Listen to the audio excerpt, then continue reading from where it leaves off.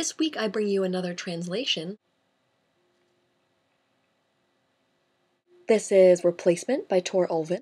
This is actually Tor Ulven's only novel, and he's much more famous for writing poetry. But it can be really cool to read prose by someone who's primarily a poet. Cool. Yeah, I was looking for an appropriate word to put there, and I was like, captivating, or intriguing, or fascinating, and I settled on cool. I mean, cool. In some ways, this book really straddles the division between poetry and prose. There's a narrative, sure, but some things seem to take place in the protagonist's imagination and not maybe in reality. It's hard to tell what's a memory and what might be instead a dream. Which leads me to think, hey, what's the difference? After something happens, aren't all those things just in your head? Dreams and memories of dreams. It all kind of blurs together. Something that contributes to this ambiguity is the lack of chapters or section breaks. Instead, it's like a series of prose poems or vignettes that are only a paragraph long each. And these tiny moments don't often connect chronologically. Sometimes you find yourself reading about a totally different place and time. Something that's cool about this is that they stand alone easily. They begin and end in a finite space. Here, I'll read you one. Since the bouillon is scalding hot, you drink it in small sips, though you clutch the bowl to warm yourself while you rest your elbows on the table. You shove the package of cassettes aside.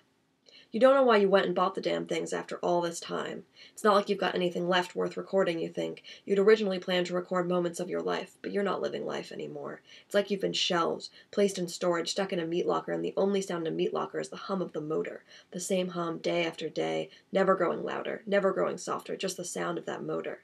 Like a hum, almost a buzz, and the persistent cold wouldn't register on tape anyway. It's ironic, you think, that in order to keep food fresh, you make it inedible by freezing it.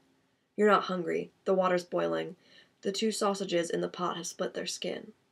You're glad about that. It's cathartic to watch something split apart. You lift your head and look out the window. It's not snowing yet.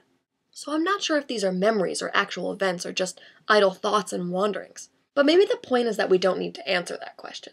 It might seem like a relevant question because the difference between fiction and reality is really important to us. It's how we measure meaning. The afterword compares Ulven to Beckett.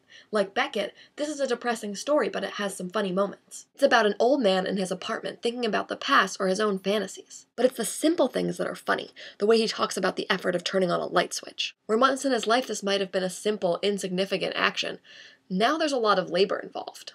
Getting out of bed at all is a real effort.